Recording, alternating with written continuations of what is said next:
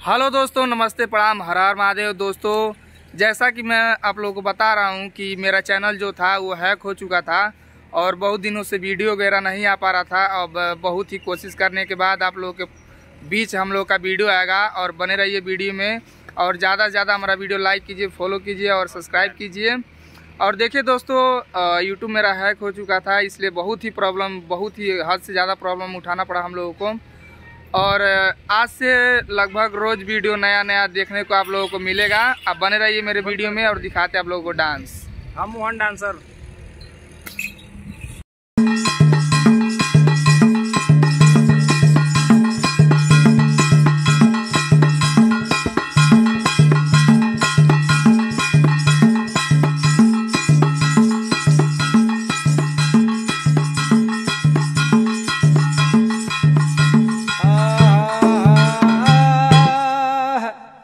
सैया परदेसी घर वाला लहुरु देवर वैरे, लहुरु देवर वैरे, छोड़ गईला जियरा को जवाल छैरे नाना।